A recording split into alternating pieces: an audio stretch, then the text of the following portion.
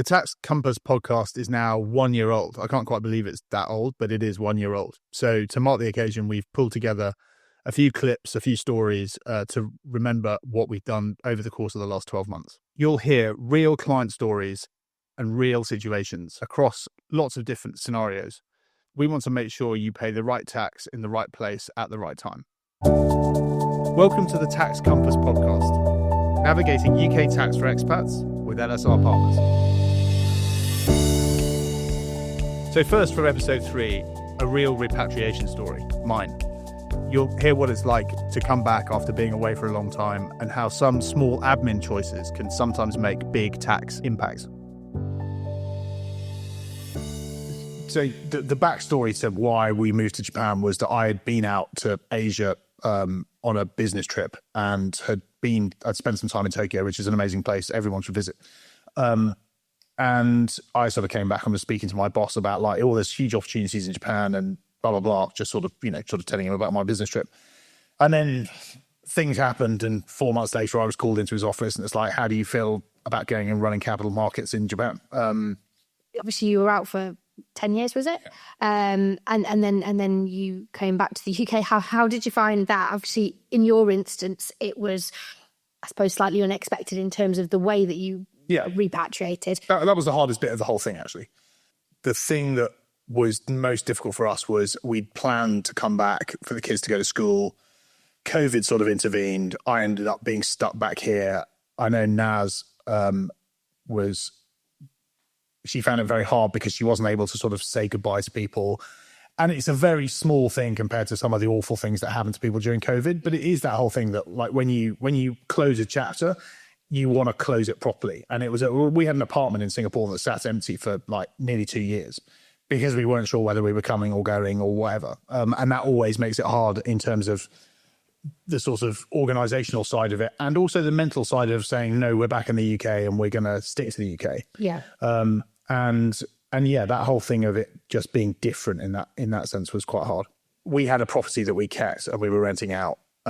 I'd done the classic thing that a lot of people do, which is to not really think about disclosing residency myself, even though it had been being done for me. Yeah.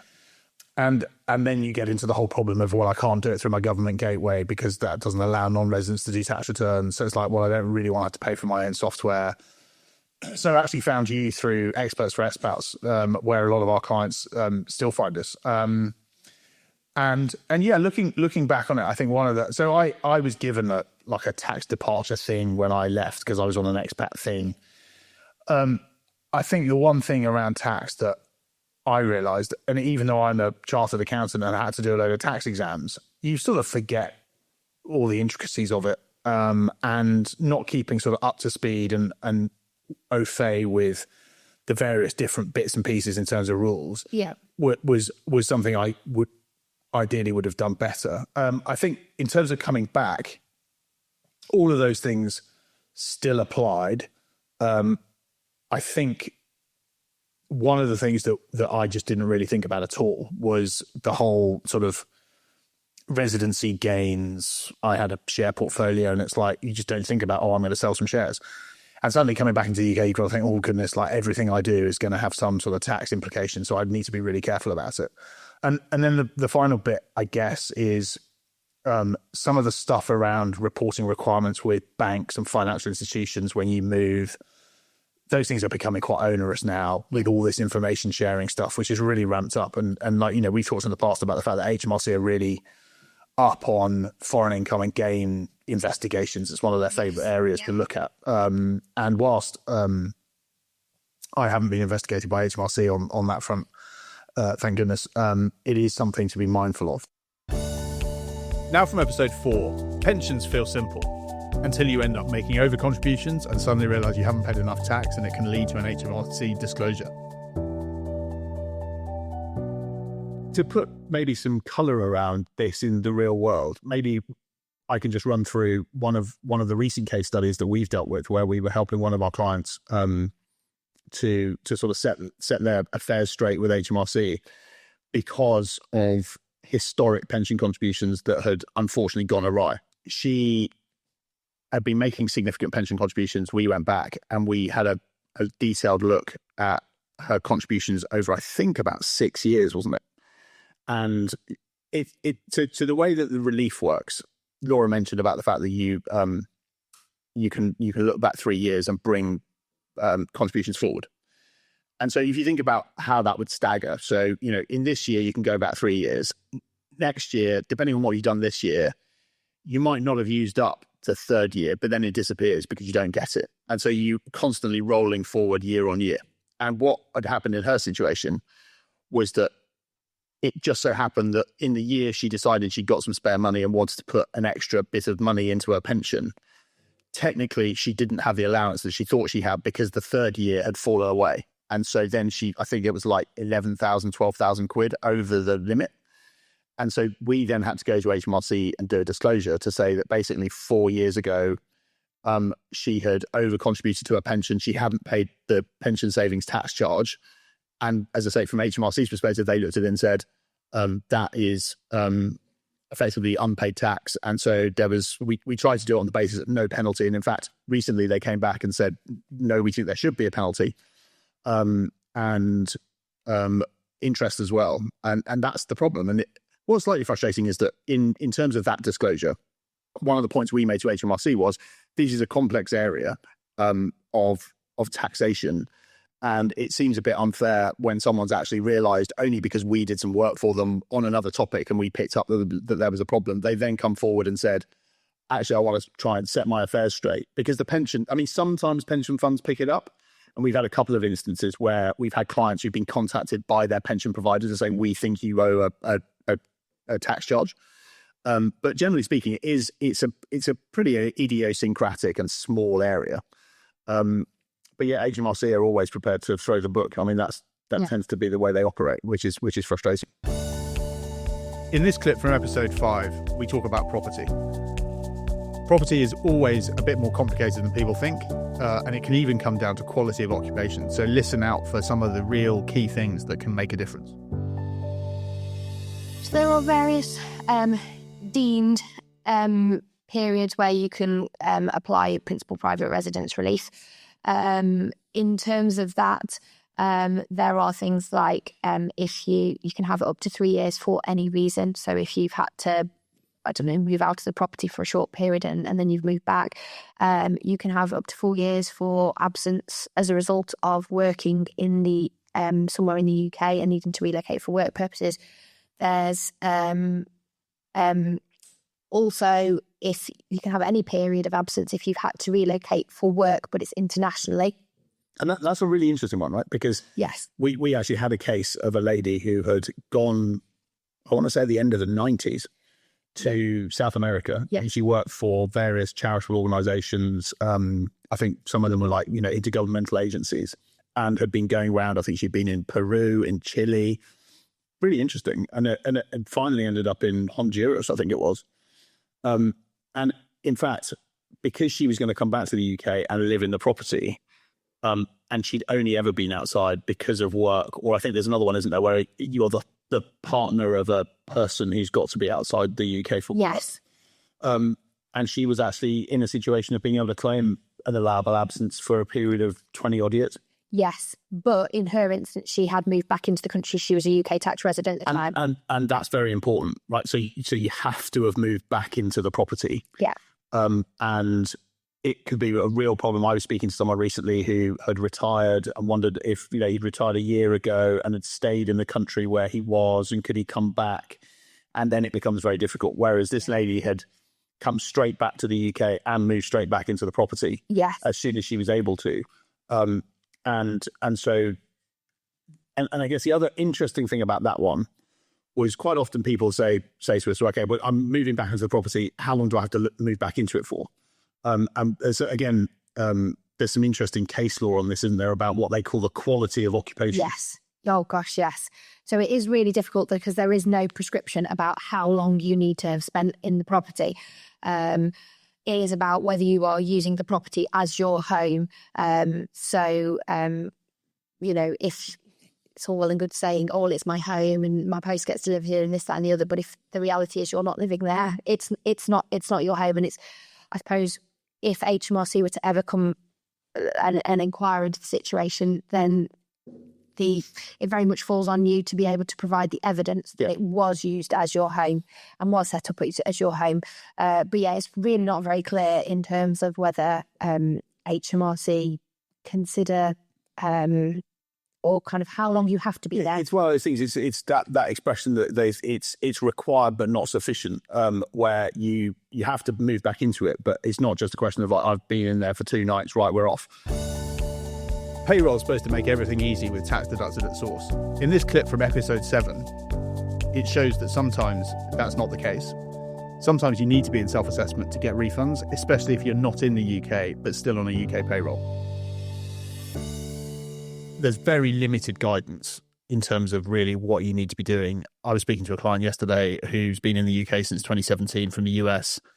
He's a US citizen, thinks he's taxed in the US on his US income, had no real idea that he was also taxable in the UK but wouldn't be double taxed. And it's like he was like a senior executive, and it's like for people like that not realising, and there's not really that much guidance, but at the same time HMRC are so incompetent, frankly, when it comes to trying to sort out the number of people they've got. You're in this weird situation where at the moment we're seeing tons of nudge letters going out to people because they're desperate for more revenue, whilst at the same time trying to push people out of the tax return system. It is this element. I can't help but think it's this element of people going, or HMRC, it's like, how can we avoid having to give people tax refunds? How can we make it as opaque as possible as to what the situation really is?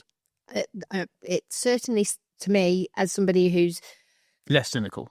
Well, no, I'm with you on this particular point. Now, I've the past 12 months has been really interesting. It used to be a case of we need to get a tax refund for this reason, and you'd get a UTR, and they're really putting up resistance in a lot of instances where that is the case, which is just painful. And the thing is, and this is where it's painful and wrong, because and that's what frustrates us a lot, right? Yeah.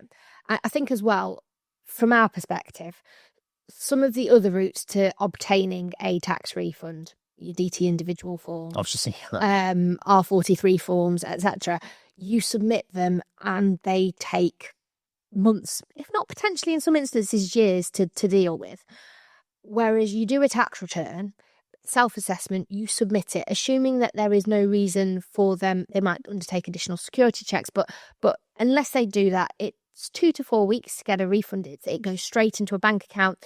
Quite often with some of the other forms, you need to have checks. People living outside of the UK, like trying to get them a check, it's really difficult. And therefore, actually, the tax return system, because it's online, it's electronic, there's a process, it's a lot easier to do. So again, this is where it's really, really, it's just obstacles to get people sorted. Yeah. So look, I guess the takeaway from this is it's really good, especially if you're coming into the UK, to get some advice as to what your position is likely to be and get ahead of it. Because to your point, ultimately it's like saying to people, get in the tax return system, because then it gives you that ability to get refunds much quicker. And ultimately you can say, yeah, no, I'm going to have some income. I might be renting out a property to get a UTR, and then you've got them. Yeah. But like we had with some, and again, this is where I get really quite angry about it. It's like, we've got a couple who are based in Barbados, they're pensioners. They put into the UK system, they work for the NHS, they retired, they shouldn't be being taxed on their NHS pensions, and HMRC are doing absolutely everything they can to avoid having to give them refunds. And that's just really, really bad, because it's like, well, hang on a minute. It's very straightforward that this isn't taxable in the UK. You've been withholding it. And again, when it comes to moving around countries, a lot of people these days retire overseas for obvious reasons. And,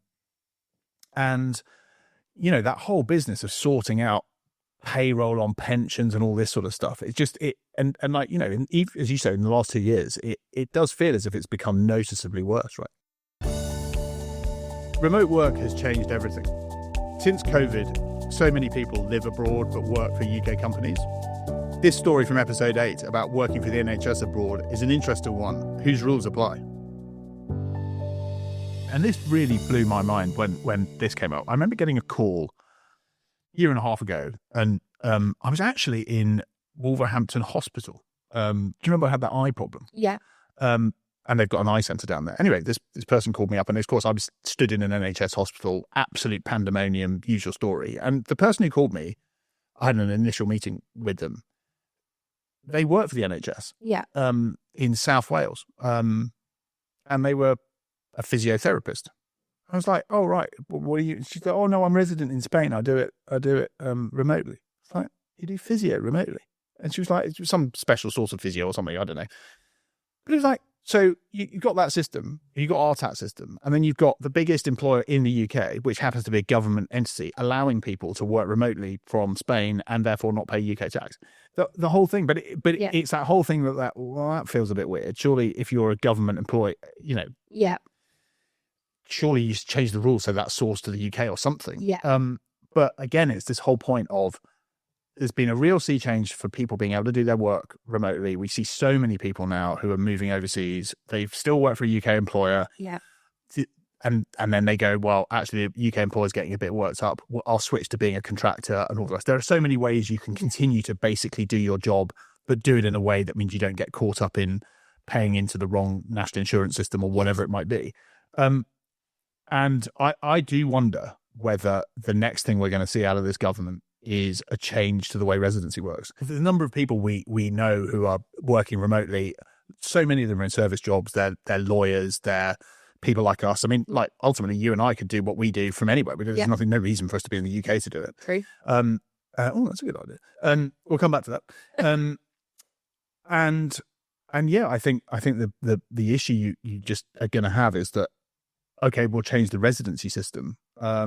Is it time that, or are we heading towards a time where the statutory residence test gets changed? And staying on episode 8, policy choices from government can really make big differences. In this little clip, there's a really interesting story about the impact of government policy on high-end restaurants in London. There's been a lot of stuff in the media recently about the so-called, well, it's not the so-called, it is called the Laffer curve. And it really does feel that we're at that point. The Office for Budget Responsibility has said that they think over this Parliament, the capital gains tax take is going to be £31 billion lower than they thought it was going to be, because the rates went up. Because the thing with income is you can't not get income if you're in a job. So it's very hard to change your tax. But if you're in capital gains tax areas, it's like, well, I'm just not going to sell the asset, and then it's not going to crystallise. Or I'm going to leave the UK and crystallise it outside. Yeah, I think I really do see this becoming a real albatross around the government's neck. And maybe the interesting one to sort of sign off with on this, another good anecdote.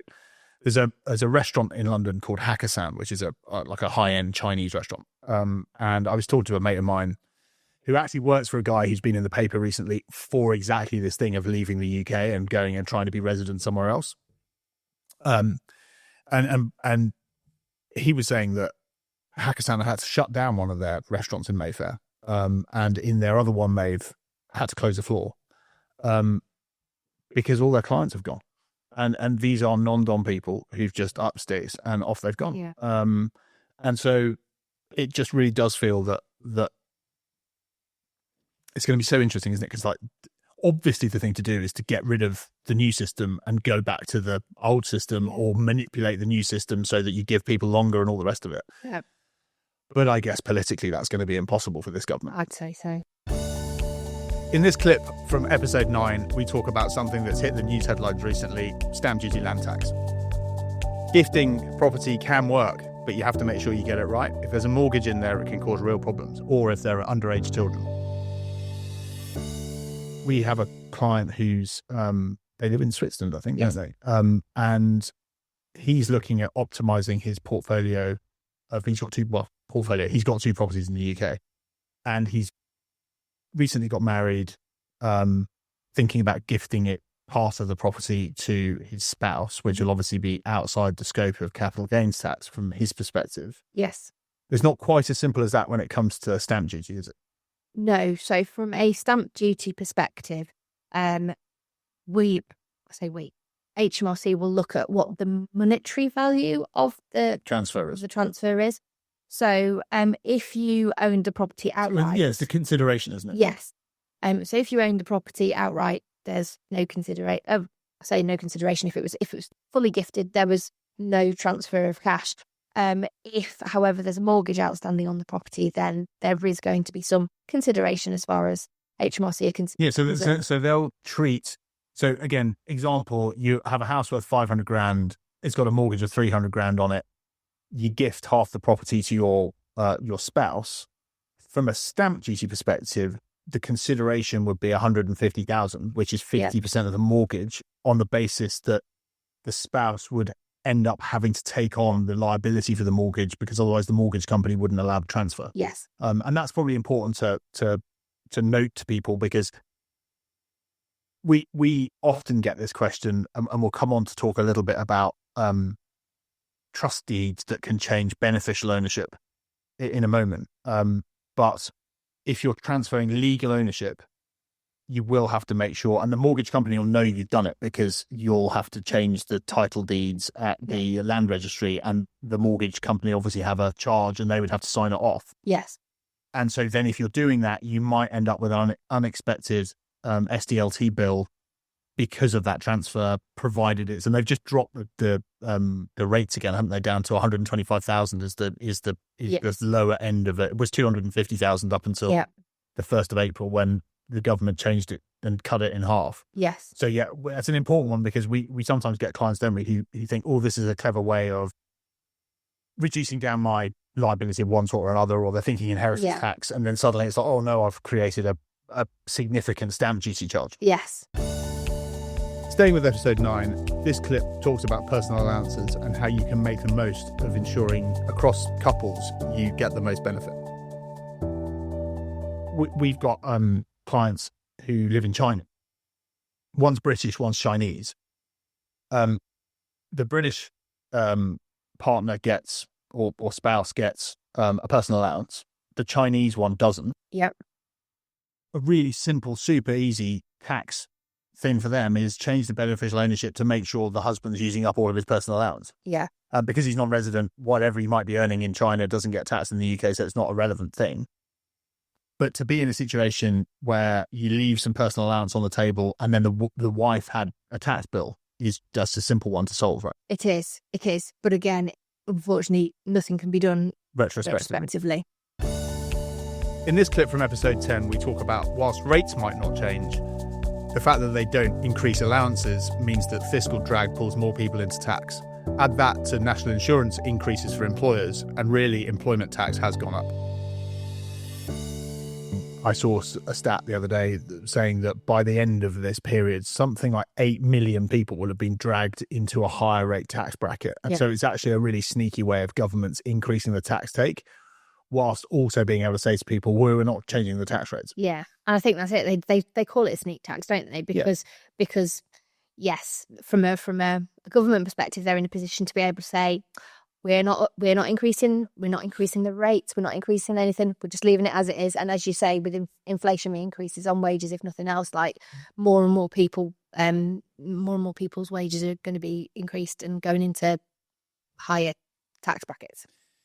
I think the other big change that came in at the start of this year was, of course, the change to employers' national insurance. Yes. So that has gone up from 13.8% to 15%, which I suppose just as a headline figure is going to be an increase. But the biggest increase element of it was the rate that it kind of kicks in from. I think it reduced down. I can't remember where it was, whether it was about 9,000 or something beforehand, but it's kind of... It's down to 5,000 now. It's down to 5,000. They increased the employer's allowance. So for smaller businesses that have a smaller number of employees, they might end up in a similar, if not even possibly slightly better off position as a result of those changes. But for your bigger companies who have significant number of employees who are maybe minimum wages, that is going to hit them significantly, and I suppose you might expect to see the recruitment marketplace. Well, it already has. I mean, there's a lot of evidence to say that recruiting at the moment is at its lowest rate for years, and that's certainly going to be one of the factors. And finally, from episode 6, this is a real life story about how tax can really make a difference. tax treaties aren't just bits of paper between governments. They can make real life differences and really give you time back. I was speaking to a client yesterday who lives in Germany. He also sort of lives in the UK. His employer thinks he works from the UK, but he actually sort of works from Germany. Yeah. And he was very worked up about whether or not he should be a UK tax resident, a non-UK tax resident. And one of the things that was interesting, sort of talking him through the way the system works, is you can end up being resident in both, and then you look at the tax treaty to determine who taxes what. Yeah. And then you do the same thing as well, even if you're only resident in one. If in his situation, for example, he was working for a UK employer but working from Germany, Yeah. the UK will always have taxing rights when he's in the UK, and then Germany will have taxing rights when he's in Germany. And then it's a question of how you sort that out to make sure you're not being double taxed. Yes. So I think when it comes to tax residents, and certainly in the UK, we treat you, we look at the statutory residence test to determine whether you're considered to be UK tax resident or not. And that's regardless of what's going on with any sort of double tax treaties in your tax residence position in another country. And that's what we term domestically resident, right? Yes. And so often we have people, what do you mean by domestically resident?